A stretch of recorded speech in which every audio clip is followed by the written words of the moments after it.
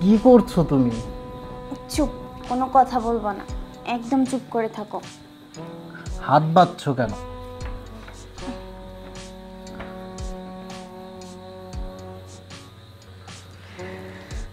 শোনো, হাত কেন বাঁধছি বুঝতে পারতেছো না? আজকে আমি তোমাকে অনেক আদর করব। তাই বলে এইভাবে হাত বেঁধে আদর করতে হবে? হ্যাঁ, কেন আমি কি কম পারি নাকি? শোনো, কোনো কথা বলবা না। তুমি যখন আমাকে আদর করো তখন তো আমি কিছু বলি না, তোমার যেভাবে ইচ্ছে সেভাবে আমাকে আদর করো। তাহলে আজকে আমি তোমাকে আদর করব, এখানে বাধা দেওয়ার কি আছে? আর এই প্ল্যানটা আজকে আমি ইচ্ছা করেই করেছি। আমি আজকে ইচ্ছে মতো তোমাকে আদর করব। চুপ, একদম কথা বলবে না।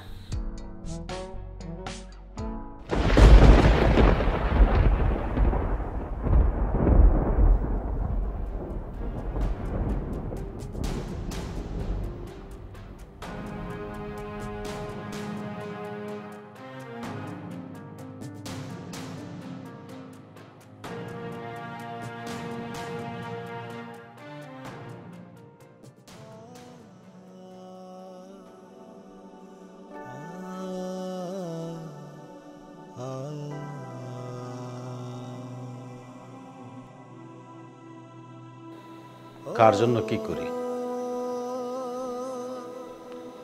আমার তো এত পরিশ্রম যা করি সব আমার মেয়েটার জন্য। আরে মেয়েটা উল্টা পিল্টা চলাফেরা করে না, এর একটা বিহিত আমার করতেই হবে। এভাবে বসে থাকলে চলবে না।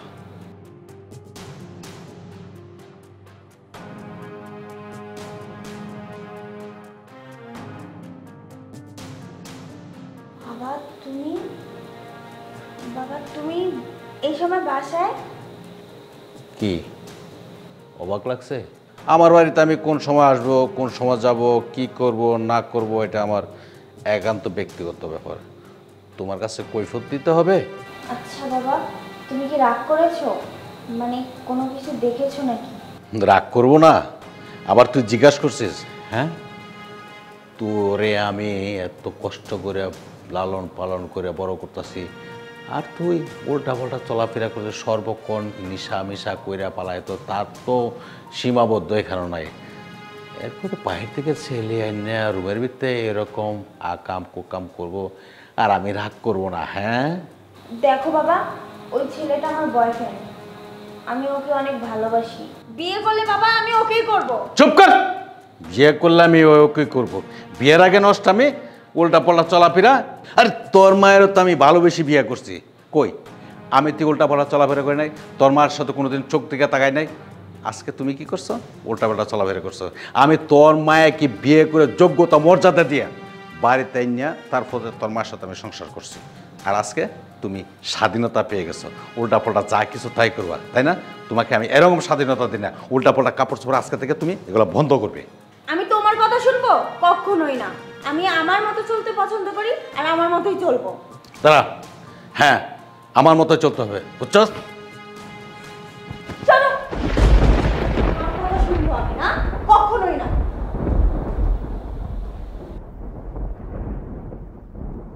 শেষ পর্যন্ত আমার মেয়ের হাতে ধাক্কা খেতে হলো। আর একটু হলে আমার মাথাটা পেটে যেত। কতটুকু বেয়াদব হয়েছে মেয়েটা, মা না থাকলে যাই হয়। আর এই মেয়েটার জন্য আমি কত কিছু করতেছি, কত পরিশ্রম করতেছি। মেয়েটা একবার আমার দিকে তাকালো না। হ্যাঁ বুঝবে, এমন একদিন বুঝবে যেদিন তোর পিছে কেউ থাকবে না। আজকে তোর বাবার টাকা আছে, পয়সা আছে, তোর বন্ধু বান্ধব আত্মীয় স্বজন কোনো কিছুর অভাব নাই। যেদিকে মন চাষ সেদিকে যাচ্ছ, হ্যাঁ তোরা ডাকতেছে, হ্যাঁ তোরা ডাকতেছে, হ্যাঁ বাসা নিতে সেইটা করতো সেটা করতো, সব কিছু তোর আছে। যেদিন তোর বাবা থাকবে না সেদিন চিল্লায়ও কোনো দিন পথ পাবে না। ঠিক আছে বা, যাই করছস ভালোই করছস, আমার কপালে যা ছিল তাই হয়েছে। সাকিব। জি আপু। ইমরানকে দেখছিস? দেখেছি, কিন্তু ইমরান ভাই তো আপনাকে ঠকাচ্ছে। কি? আমাকে ঠকাচ্ছে মানে? আমার কথা বিশ্বাস হয় না? কি বলতেছিস? না, আমি বিশ্বাস করি না। দাঁড়ান, আমি একটা জিনিস দেখাই।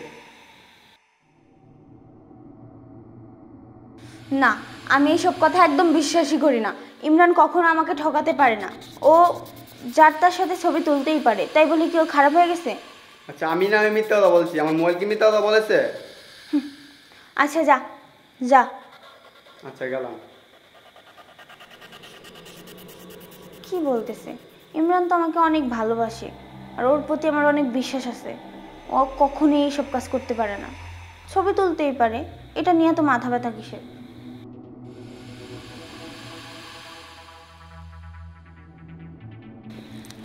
আচ্ছা ইমরান, একটা কথা বলার ছিল। কি বলবে বলো। সাকিব আছে না, ও আমাকে বলল তুমি নাকি আমাকে ঠকাচ্ছ, আর ও আমাকে তোমার কিছু ছবি দেখিয়েছে একটা মেয়ের সাথে। আমি বিশ্বাস করিনি। এই তো, তুমি তো আমার লক্ষ্মী সোনা। তুমি কেন অন্য মেয়ের সাথে ছবি দেখলে বিশ্বাস করবে যে আমি তোমাকে ঠকাচ্ছি? আসলে ওই রকম কোনো কিছুই না। আমি তো তোমাকে অনেক ভালোবাসি, তাই না বলো? ওই মেয়ের ছবি তো দেখিয়েছে। ও, মনে পড়েছে। আমি একটা বিয়ের অনুষ্ঠানে গিয়েছিলাম বাবার সাথে। ওই তখনই আর কি, মানে বলছিল যে রিকোয়েস্ট করছিল, কিন্তু ওই ছবি সাকিবের কাছে কি করে গেল? আচ্ছা, আমি বিষয়টা দেখব, তুমি চিন্তা করো না তো। আচ্ছা সমস্যা নেই, বাদ দাও ওসব কথা। আরেকটা কথা বলার ছিল। অনেক দিন ধরে ভাবছিলাম বলবো বলবো, কিন্তু বলাই হয়নি। তুমি তো জানো আমার বাবার ব্যাপারে। আমার বাবার ব্যবসায় লস হয়ে গেছে, আর বাবা একটা লোন নিছিল বুঝছো। ওখানে কিছু টাকার প্রয়োজন। মানে তুমি ব্যাপারটা কিভাবে নিচ্ছ জানি না, তবে আমার মনে হচ্ছে যে তোমাকে বলা উচিত। তুমি যদি আমাকে হেল্প করতে কিছু টাকা দিয়ে। হেল্প? আমি কি করে হেল্প করব? আর তাছাড়া তোমার বাবার লস যাচ্ছে মানে? হ্যাঁ ইমরান, তুমি এইভাবে কথা কেন বলতেছো? কিছুদিন পরে তো তুমি আমাকে বিয়ে করবে, তাই না? তুমি বলছো না? তাহলে এখন আমার বাবার ব্যবসায় লস যাচ্ছে, তুমি আমার বাবাকে কিছু টাকা দিয়ে হেল্প করো না, ভালো হবে। তোমাকে বিয়ে করব, তুমি সেইটা চিন্তা করছো? হ্যাঁ, বাহ, যাক, ভালোই হলো। ওই যে সাকিব তোমাকে বলছে না যে ঠকাচ্ছি, আসলে তো তোমাকে আমি ভালোই বাসি। শোনো, এতদিন মনে করছিলাম যে তোমার বাবার টাকা পয়সা আছে, তুমি অনেক টাকা পয়সা আমার পিছনে ভাঙছো। ভালো, দ্যাটস ফাইন। আমিও মজা মাস্তি করেছি।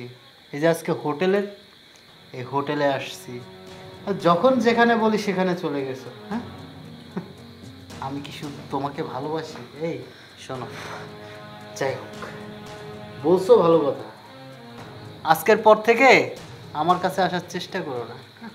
আমি নাকি ওরা টাকা দিব। তুমি এসব কি বলতেছো? তুমি আমাকে ভালোবাসো না? তাহলে সাকিব সত্যি কথাই বলছিল। ইমরান, তুমি আমার সাথে এটা কেন করলা? তুমি কি মজা করতেছো নাকি? মজা? আমি মজাই করছি। ওই মেয়েটার যে ছবি দেখছো না, ওইটা আমার নতুন গার্লফ্রেন্ড। আর সাকিবের বাচ্চা। ঠিক আছে, সমস্যা নেই। তুমি যেহেতু জেনেই গেছো, আর কিছু বলার নেই, তুমি যাইতে পারো। আমি যাব? হ্যাঁ, আমি তো যাবই। তার আগে একটা কথা শুনবে না তুমি? তোমাকে আসল কথাটা আমি বলেই যাই, নাহলে তো এটা এখানে শেষ হবে না। শোনো, এতক্ষণ যা কিছু বলেছি এটা ছিল আমার একটা মিথ্যা কথা, মিথ্যা প্ল্যান সাজানো। আমার বাবার কোনো ব্যবসায় লস হয়নি, তোকে ধরার জন্য এই কথাগুলো বলেছি। সাকিব যখন আমাকে এই কথাগুলো বলছিল না, তখন ওর কথা আমি বিশ্বাস করিনি, কারণ আমি বিশ্বাস করেছি তোর মতো বেঈমানকে। তুই যে দিনের পর দিন আমার টাকা পয়সা খেয়ে আমাকে ঠকাচ্ছিলি, সেটা তো আমি বুঝতেই পারিনি। আর আজকে তোর এই আসল চেহারাটা আমি ধরেই ফেলেছি। আরে বেবি, আমি তো তোমার সাথে একটু মজা করছিলাম, তুমিও না সিরিয়াস হয়ে গেছো। আসলে আমি তোমার সাথে একটু চুপ! আর একটা কথা বলবি না, তোর ওই মুখে আমার নামে আর কিচ্ছু বলবি না। তুই একটা নোংরা মানুষ, বেঈমান, স্বার্থপর। তুই আমার টাকা পয়সা খাইছিস, এখন আমাকে বলতেছিস যে আমাকে বিয়ে করবি না, অন্য মেয়ের সাথে তোর সম্পর্ক, তাই না? এই যে তোর মতো বেঈমানের জন্য না ওই দিন আমার বাবার গায়ে আমি হাত তুলেছি, আমার বাবাকে অপমান করেছি, আর তুই কি না দিনের পর দিন আমাকে ঠকাচ্ছিস, বেঈমান। আমি আমি অনেক বড় ভুল করেছি আমার বাবার গায়ে হাত তুলে। যেই বাবা আমাকে ছোটবেলা থেকে এত বড় করেছে, পড়াশোনার খরচ দিয়েছে, কখনো অপূর্ণতায় রাখে নাই, যখন যেটা চেয়েছি আমি তখনই সেটা আমাকে দিয়েছে। আমার মা মারা যাওয়ার পরে আমার বাবা কখনো আমার মায়ের অভাবটা পর্যন্ত বুঝতে দেয়নি। আর তোর জন্য আমার বাবার গায়ে আমি হাত তুলছি ওই দিন। তুই তুই জীবনও ক্ষমা পাবি না। তুই আমার চোখের সামনে আর কখনো আসার চেষ্টা করবি না। আমি আমার বাবার কাছে গিয়ে ক্ষমা চাইবো, এক্ষুনি যাব। দিশা,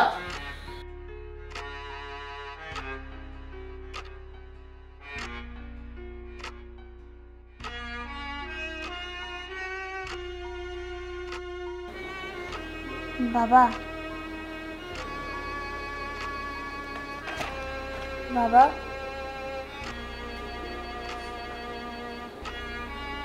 বাবা,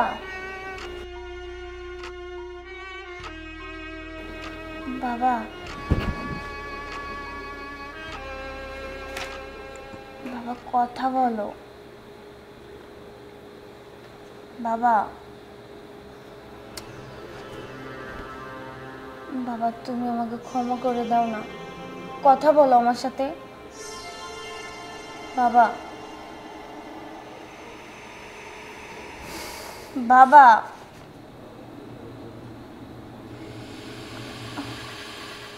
বাবা কথা বলো না।